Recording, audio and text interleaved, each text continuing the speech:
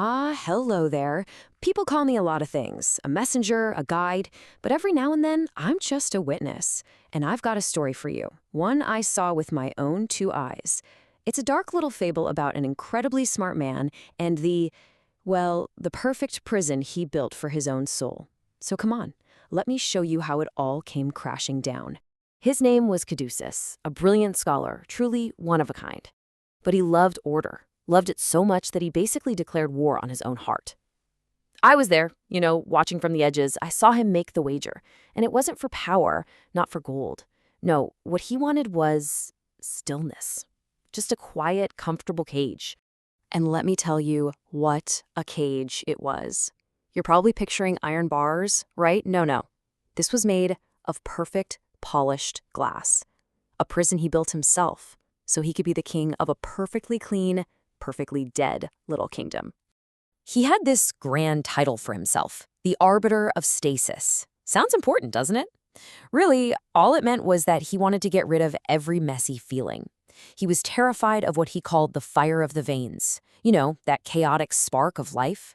Love, hate, joy, despair, all of it. He wanted to smooth it all out, to live on a perfectly calm, untroubled surface. So, how do you get that kind of stillness? Well, you make a deal. He made his with a character I like to call the Minister of Misery. He traded away his spirit of becoming. Think of it as all his potential, his vitality, that messy spark of growth. And what did he get in return? The spirit of gravity. A heavy, comfortable stillness. It was really just a will to nap, when you get right down to it. A complete and total rejection of what it means to be alive. Now, the secret architect behind this whole project? That was pride. Oh, pride was always there, whispering in his ear. This control? This is freedom, it would say. This perfect sterile order, that's your greatest achievement. And the scholar? He bought it completely. He looked at the leash she'd put on himself and was convinced it was a golden chain of freedom. But you can't just shut life out. Inside that perfect fortress of his mind, things started to go wrong. He became a kind of puppet, you see, just going through the motions of being alive, but feeling absolutely nothing. And his real self, his consciousness, it was trapped in there, just screaming silently from inside the dead, hollow shell he'd built. Okay, but here's the real kicker. The cruelest joke of all. That private prison of his, that perfect little glass house he was so proud of, it was just one tiny room. A single, meaningless room in a much, much larger and more horrifying structure.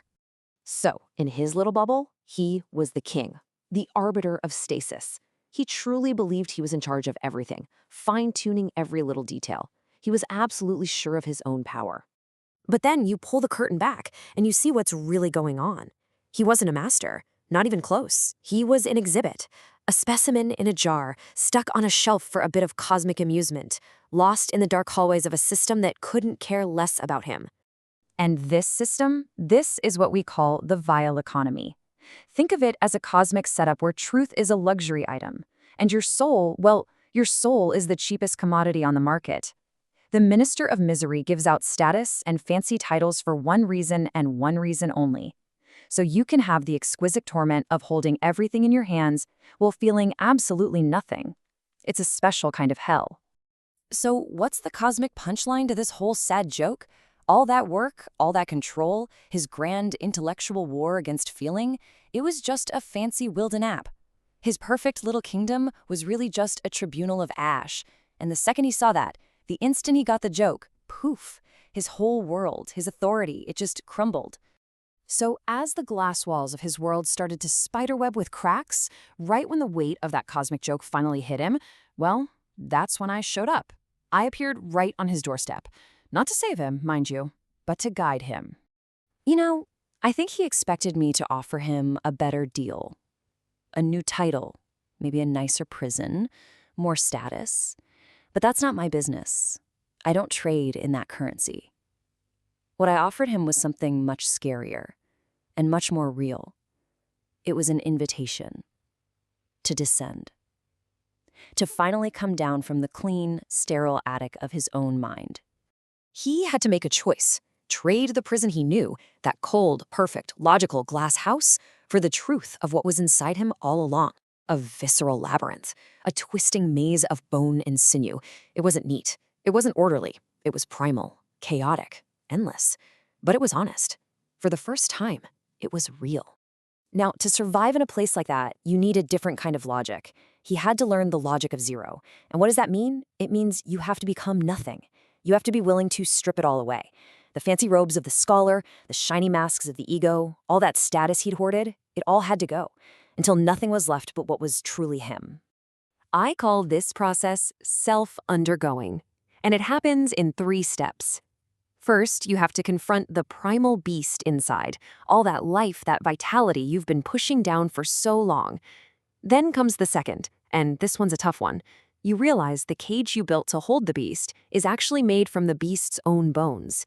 You built the prison out of the very thing you were trying to contain. And finally, you have to stop fighting. You have to learn to work with that wild energy, to integrate it, not as your enemy, but as your partner. And that brings us to the final act. The scholar, well, he wasn't a prisoner anymore. He was a traveler. And he walked right back into that vile economy ready to face it, but this time on his own terms. And just look at what he was carrying, the caduceus staff. Yes, you might recognize that. It's one of mine. It's the perfect symbol, isn't it? The cold, hard rod of truth, of his powerful intellect. But now it was wrapped with 2 living, breathing snakes. That's his primal vitality, finally awake and integrated. A perfect balance. So there he was, standing before the minister of misery again. And the minister offered him all the old tricks, the status, the gilded masks, the comfortable lies. But this time, the traveler just said no. And that brings us to the big question, doesn't it? What sound does truth make when it strikes a foundation made entirely of lies? He took the staff and he struck the ground, and the world answered with the honest sound. It was a single note of pure, undeniable reality, and it shattered everything. Every illusion, every pretty lie, every carefully built facade. The gilded prison, the vile economy, it all just turned to dust. And in the silence that followed, after all the lies had crumbled away, he finally understood. He didn't need the titles or the fancy robes or the house of glass, just his own existence, messy, chaotic, and alive. That was enough. It was always enough. He wasn't looking for a home anymore. He was home. My job was done. I guided him to the threshold, and his journey goes on. But my story about him ends right here, with just one last question for you. One final turn of the mirror. You saw his cage of perfect polished glass. You watched it shatter into a million pieces. So I have to ask you, what about yours?